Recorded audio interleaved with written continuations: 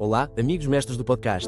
Eu sou o Paul. Hoje vocês vão descobrir os melhores podcasts do mundo. Prontos para... Olá a todos! Preparem-se para uma viagem fascinante. Hoje vamos mergulhar na entrevista de Donald Trump com Lex Fridman. Sabem, aquele podcast famoso pelas conversas longas e profundas. Sim, aquelas que duram horas. Pois é, essa não foi diferente, foi longa mesmo. E Trump falou sobre tudo. A mentalidade dele, a visão sobre a política, a guerra na Ucrânia, eleições de 2020, imigração, até psicadélicos e ovinás. Nossa, quanta coisa. É muita coisa mesmo. E o nosso objetivo aqui no Deep Dive é desvendar os momentos mais interessantes dessa entrevista e tentar entender o que as palavras do Trump revelam sobre ele, a personalidade dele e a visão de mundo. Uma verdadeira autópsia da mente do Trump. Exatamente. É como tentar montar um quebra-cabeças gigante usando as peças que ele nos dá. E uma das primeiras peças que me chamou a atenção foi a forma como ele se compara a campeões do esporte. Tipo Tiger Woods, Muhammad Ali, Michael Jordan. É mesmo, ele vive falando de mentalidade vencedora. Parece obcecado com essa ideia de vencer a qualquer custo. Essa obsessão é bem evidente. Mas o que será que isso nos diz sobre ele? Boa pergunta. Será que é um sinal de uma profunda necessidade de validação? De ser visto como o melhor, o mais forte e o número um? Faz sentido. Ele sempre quer ser o centro das atenções. Exatamente. E essa necessidade pode influenciar a forma como ele age na política e nos negócios. É verdade. E por falar em negócios, Trump não tem papas na língua para dizer que a política é um jogo sujo. Ele repete essa frase várias vezes na entrevista. É como se ele estivesse justificando as suas táticas agressivas. É isso mesmo. Tipo, se o jogo é sujo, eu também vou jogar sujo. Mas será que isso é aceitável? A política tem que ser um campo de batalha sem regras. É uma questão complexa que levanta questões importantes sobre ética e moral na política. Sem dúvida. E falando em controvérsias, não podemos ignorar as alegações sobre a eleição de 2020. Trump continua insistindo que a eleição foi fraudulenta, mesmo sem apresentar provas concretas. Essa história já tá ficando cansativa. Pois é, mas ele não larga o osso. E qual o impacto disso na polarização política? É preocupante ele continuar alimentando essa narrativa. O que pode ter consequências graves para a democracia americana. É verdade. E falando em ações com consequências, o estilo de negociação do Trump também chama atenção. Moldado pelo mundo dos negócios, né? Isso mesmo. Ele usa essa experiência para justificar a sua postura em relação à Ucrânia e à China. Parece que ele acredita que a força e a intimidação são as melhores ferramentas. A velha política do porrete. Tipo, quem manda aqui sou eu.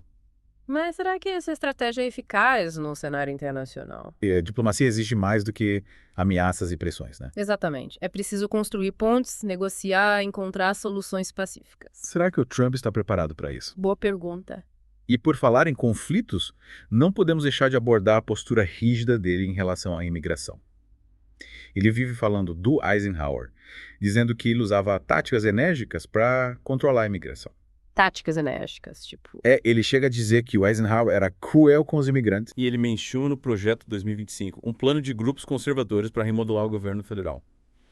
Trump nega qualquer envolvimento, mas algumas das políticas dele parecem estar alinhadas com esse projeto. Interessante. E o que mais esse projeto propõe? Basicamente, reduzir o tamanho e o poder do governo federal, dando mais autonomia aos estados. Uma visão bem controversa, né? Sem dúvida. É.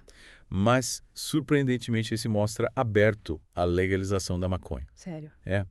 Ele fala do apoio dele à maconha medicinal e menciona modelos específicos de legalização em alguns estados. Que mudança radical. Pois é, quem diria, né? E será que essa abertura se estenderia aos psicadélicos? Lembra daquela história de que ele sugeriu que os membros do Congresso deveriam tomar cogumelos? É verdade. Era uma piada ou tinha algo a mais ali? Fica a dúvida. No mínimo intrigante. E por falar em substâncias que alteram a mente, a relação do Trump com as redes sociais é complexa, né? Ele continua usando bastante, principalmente a plataforma dele, a Truth Social. A sua própria caixa de ressonância. Exatamente. Ele criou um ecossistema onde controla a narrativa e se comunica diretamente com os seguidores. Sem ter que passar pelo filtro da mídia tradicional. Mas qual o impacto disso na política? Será que essa bolha informativa contribui para a polarização e a desinformação? Mais uma boa pergunta para refletirmos. E por falar em polarização, Trump não mede palavras ao criticar a Kamala Harris. Ele usa termos como comunista e marxista. Pesado. Pois é. Será que esses rótulos são precisos ou só uma forma de demonizar a oposição? E será que essa retórica incendiária contribui para a polarização política? A gente precisa analisar isso com cuidado. Sem dúvida. Ele também fala da visita dele ao cemitério de Arlington com famílias de militares mortos em combate. As Gold Star Families. Sim, me lembro disso. Ele diz que foi atacado injustamente pela administração Biden por causa dessa visita. Mas como esse evento foi retratado na mídia? Será que se alinha com a narrativa que ele constrói? É, mais uma coisa para a gente investigar. Com certeza. E para finalizar essa primeira parte da nossa análise, temos que mencionar a disposição dele em divulgar mais informações sobre OVNIs. É mesmo? Ele parece ter mudado de postura em relação a esse tema. Parece que agora ele quer abrir o jogo. E ele também se mostra disposto a divulgar a lista de clientes do Jeffrey Epstein. É muita bomba para uma entrevista só. Muita coisa mesmo, mas ainda tem muito mais. Fique ligado para a segunda parte da nossa análise. Mal posso esperar. Foi quanta coisa, né? A conversa entre Trump e Lex Fridman foi realmente extensa. E a gente mal começou a arranhar a superfície. É como descascar uma cebola. Cada camada revela algo novo. E às vezes surpreendente. Exatamente. Mas é por isso que a gente tá aqui, né? Pra dissecar essa entrevista pra você. Ajudar a entender os pontos principais e formar a sua própria opinião. A gente não quer a resposta pronta, a gente quer te dar as ferramentas. Isso aí.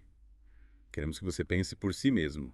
E por falar em opiniões, uma coisa que me chamou a atenção foi como ele descreve os oponentes. Ele usa uns termos bem fortes, sabe? Lunáticos, radicais de esquerda, pessoas más. Ele não economiza nos adjetivos. E essa linguagem contribui para a polarização e antagonismo na política americana. Com certeza. Aumenta o clima de nós contra ele. Exatamente. E a pergunta que fica é: será que ele realmente acredita no que diz? Ou é só uma estratégia calculada para inflamar os ânimos? É difícil saber, né? O que se passa na cabeça dele é um mistério. Mas uma coisa é certa. As palavras dele têm impacto no mundo real. Mobilizam apoiadores, inflamam opositores. Ele sabe como ninguém usa as redes sociais a seu favor. É um mestre da comunicação em massa. Cria frases de efeito que grudam na mente das pessoas. Make America great again. America first. Drain the swamp. Essas frases ficaram na história. E não importa se você gosta ou não dele, você conhece essas frases. Ele domina a arte da comunicação, isso é inegável. Consegue simplificar questões complexas e criar slogans fáceis de entender. Um verdadeiro mestre da simplificação.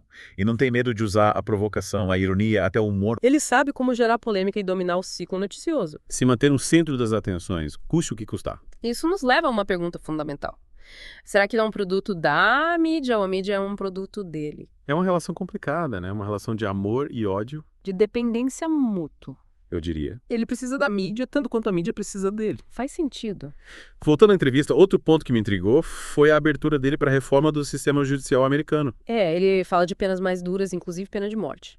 E isso se encaixa na narrativa dele de lei e ordem. Que ressoa com uma parte significativa do eleitorado, né? Sim, mas será que essa abordagem punitiva é realmente eficaz? Ou só perpetua um ciclo de violência e desigualdade? Boa pergunta. Ele também critica o sistema educativo americano. Defende mais autonomia para as escolas, menos influência do governo federal. Acredita na competição e na livre escolha como forma de melhorar a qualidade da educação. Mas será que isso beneficia todos os estudantes? Ou só aumenta a disparidade entre escolas ricas e pobres? É mais um ponto para a gente refletir. Sem dúvida, e não podemos esquecer que ele é um bilionário, Um representante da elite econômica, né? que parece desconectado da realidade da maioria dos americanos. Como é que ele consegue se conectar com os eleitores da classe trabalhadora? E essa é a grande questão, né? Ele projeta essa imagem de homem do povo que fala a língua deles. Mas será que essa imagem corresponde à realidade? Ou é só manipulação? É difícil dizer, mas ele é um mestre da manipulação. Isso é inegável. Um vendedor nato. Sabe como persuadir e seduzir o público? Usa uma mistura de carisma, simpatia, raiva e medo. Para criar uma ligação emocional com os apoiadores. E essa ligação é muito forte, muito difícil de quebrar.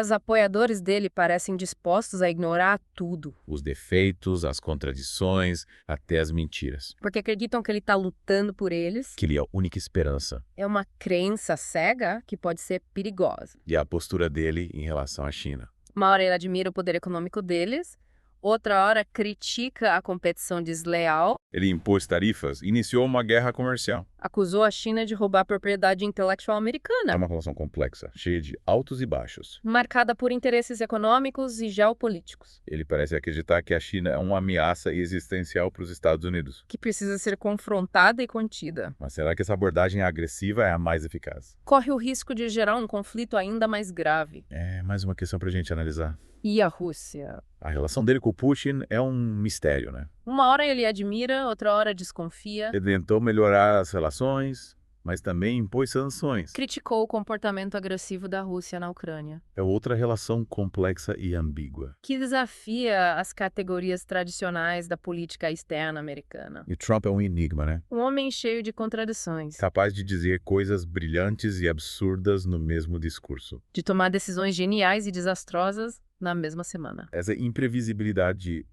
é fascinante e assustadora ao mesmo tempo. Nunca sabemos o que esperar dele. O que o torna uma figura tão magnética e polarizante. O mestre da disrupção, um agente do caos, que abalou o sistema político americano e continua desafiando as nossas expectativas. Mas será que essa disrupção é positiva ou negativa? Será que ele está destruindo ou salvando a democracia americana? Essa é a grande questão que paira no ar. A questão que nos deixa inquietos e incertos sobre o futuro. A gente mergulhou de cabeça na mente do Trump nessa entrevista com Lex Fridman, hein? É verdade.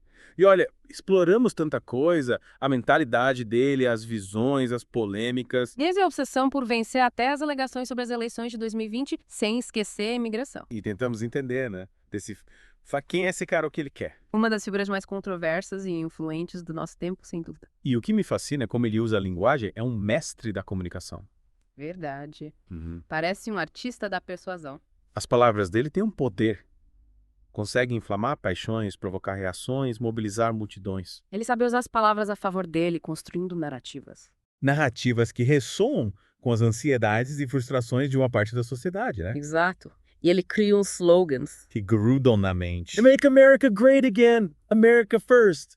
Fake news! Viram bandeiras, símbolos de uma visão de mundo. E essa visão de mundo, mesmo que a gente não concorde, é construída em cima de uma narrativa poderosa. Uma história que se conecta com muita gente. Com aqueles que se sentem marginalizados, esquecidos pelo sistema. E o Trump se apresenta como o salvador da pátria. O único capaz de restaurar a grandeza perdida. Proteger o país das ameaças, de dentro e de fora. O herói improvável. O outsider que desafia o sistema. O bilionário que se veste de homem do povo. E essa narrativa, por mais simplista que seja, tem um apelo, né? Irresistível para muitos. Porque mexe com as emoções. Ele canaliza a raiva, o medo, pinta um quadro apocalíptico. A América à beira do colapso, ameaçada por inimigos. E ele é o único que pode reverter esse cenário. Uma mensagem poderosa. Sedutora e aterrorizante ao mesmo tempo. Simplifica tudo, né? Reduz tudo a um confronto entre o bem e o mal. E essa estratégia dá resultado, né? Ele conquistou a presidência contra todas as previsões. E mantém uma base de apoio fiel, fanática. Muitos dos seus seguidores parecem imunes a fatos, à lógica, à razão. É como se vivessem numa realidade paralela. Uma realidade onde os fatos não importam e a verdade é moldada pelas palavras do Trump. E essa devoção cega pode ser perigosa. Pode levar à violência, ao fanatismo, à intolerância. Já vimos exemplos disso, né? O ataque ao Capitólio, a proliferação de grupos extremistas. O aumento do discurso de ódio. É preciso ter cuidado, essa polarização é um risco para a democracia. Total. O Trump pode ser só um sintoma de um problema mais profundo, uma crise de identidade que divide o país. Mas ele também acelera esse processo de fragmentação, né? Sem dúvida. As palavras têm consequências, as ações também, e a gente não sabe o impacto que isso vai ter no futuro.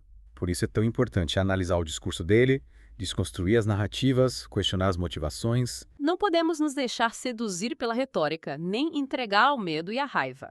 Temos que nos manter vigilantes, informados, engajados no debate público. Defender os valores democráticos, a liberdade de expressão, a tolerância, o respeito. E ter esperança, né, de que a democracia americana vai sobreviver a essa crise. E sair mais forte do outro lado. E você? O que achou da entrevista? O que te chamou a atenção? Que conclusões você tirou? Lembrando que a gente não tem todas as respostas, o nosso objetivo aqui é te dar ferramentas para você formar sua própria opinião. É isso aí. Esperamos que tenhamos conseguido. Até a próxima. E por enquanto é só, amigos mestres do podcast. Obrigado por nos acompanhar neste episódio cheio de aprendizado. Não se esqueçam de se inscrever e ativar o sininho para não perder o que vem a seguir. Fiquem atentos para o próximo episódio, temos mais segredos que podem mudar suas vidas. Até breve.